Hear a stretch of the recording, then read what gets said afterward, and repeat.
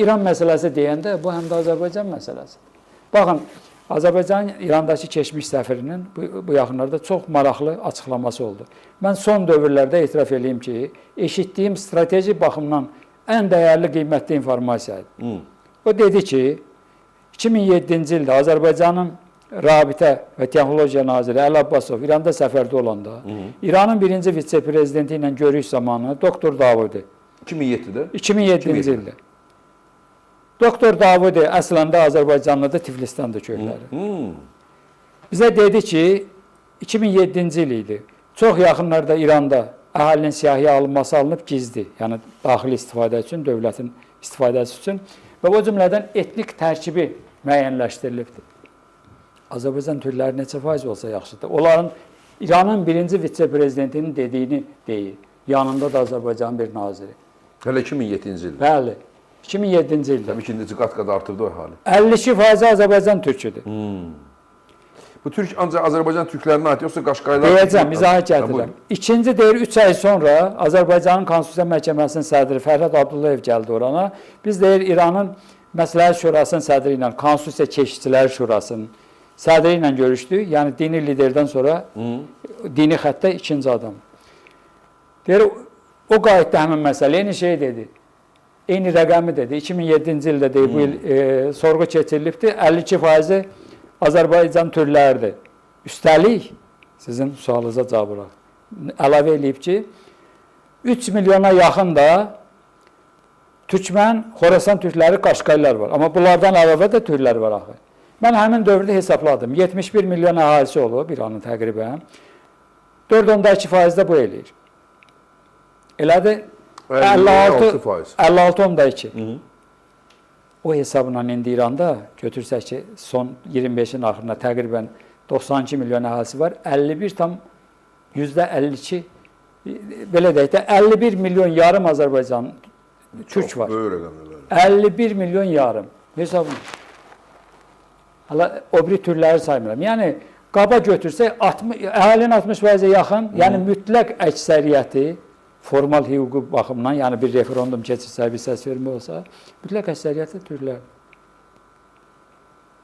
Yəni, bu rəqəmləri ona görə deyirəm ki, ora bizim torpaqdır, ora bizim dövlətimizdir, onlar bizim millətimizdir. Və siz necə qəbul eləyə bilərsiniz ki, çoxluqda ola-ola siz orada əzilirsiniz. Mənim millətim orada əzilir. Niyə mənim millətimin dili dövlət dili deyil orada? Niyə mənim millətimin çoxluq yox, heç azlıq hüququ da verilməyib. Heç Konstitusiyanın 15-ci maddəsi var. Orada nəzərdə tutulur, dillə bağlı müəyyən hüquqlar yerli səviyyədə.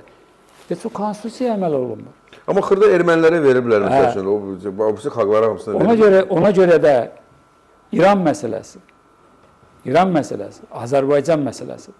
Biz bundan istəsək də qıraqda qala bilmərik. Təbii də qalmır. Və görürsünüz, qala bilmirik. Və o məsələ bizi içinə çəkəcək. Deməli, biz nə etməliyik? Onsuz da biz ora çəkiləcəyik deyən, biz buna hazır olmalıyıq. Biz istəməsək də bizim yaxamızdan tutub çəkəcəklər orada. Necə ki, çəkirlər. İndi mənim orduma, Azərbaycan ordusuna niyə döyüşə tam hazır ol vəziyyəti al deyirlər? Deməli, müharibə gözlənir. Döyüşə niyə hazır olurlar ki? Döyüş gözlənilir. Deməli, döyüş gözlənilir ki, hazır olmalıqda. Ona görə də illərdir bunu deyirdik axı biz. Hazır olmaq lazımdır. Bir də ona da... İndi tənqid vaxtı deyil. Hazırlıq, hansı hazırlıq görülməyini. Mən onun üzərində dayanmaq istəmirəm. Tənqid vaxtı deyil. Amma bu proses keçəndən sonra bir də qayıdıb tənqidi məsələlərə də toxunaq. Amma heç olmasa indi lazımı bütün tədbirlər alınsın, görülsün və Azərbaycan heç olmasa bundan sonra aktiv siyasi diplomatik fəaliyyətə keçsin. Və bu məsələdə biz qardaş Türkiyədən də öndə olmalıyıq. Təbii bizim işimizdir də. Türkiyə üçün bu qardaş məsələdirsə, bizim üçün öz məsələmizdir. Bu qədər aydındır məsələ. Ona görə də bəzi məsələlərdə biz burada təşəbbüs göstərməliyik. Məsələn? Məsəl üçün, deyək ki, Türkiyənin bu məsələ ilə bağlı müəyyən çəkincələri var. Bir, İslam təəssübkeşliyi var, ümumi. Bilirsiniz ki, Türkiyədə də ki, hakimiyyətdə olan, 22 ildə hakimiyyətdə olan siyasi qüvvə özü də İslam gələnəyindən gələn qüvvədir. İrana İslam dövləti kimi baxırlar. İran bütün İslam dövləti. Onlar istənilən halda necə ki bir demokratı, liberalı, sosialisti, komünisti anlayır, dərk eləyir və mənəvi heç olmasa dəstək verir, İslamçılar da elədir. Bax gözünün qabağında o Məkkəyə raket atır. Yəni İslam dövlətinə o başqa bir məsələdir. Bu tək bir səbəb deyil. Bu bir səbəb. İki, Kürd məsələsi. Yəni onlar İraqda bir səhv elədilər, orada bir Kürd muxtariyyatı yaranıbdır. Suriyada qabağını almağa çalışırlar neçə illərdir, hələ tam məsələ bitməyib. Bu məsələ bitməmiş, indi İranda gəlir gündəmə. Bilirsiniz, artıq Amerika, İsrail mətbuatı yazır ki, artıq orada Kürd qrupları birləşdiriblər, 7 qrup silahlandırılır. Onların sərhəddən keçməsi üçün İranın qərbi bombalanır. Orada sərhəd qüvvələri, inqilab çəkiciləri hədəf alınır ki, o yol açılsın və onlar içəri girib silahlı mübarizəyə qoşulsunlar. Kürd məsələsi, onlar ciddi narahat edir. Bu ikinci məsələ.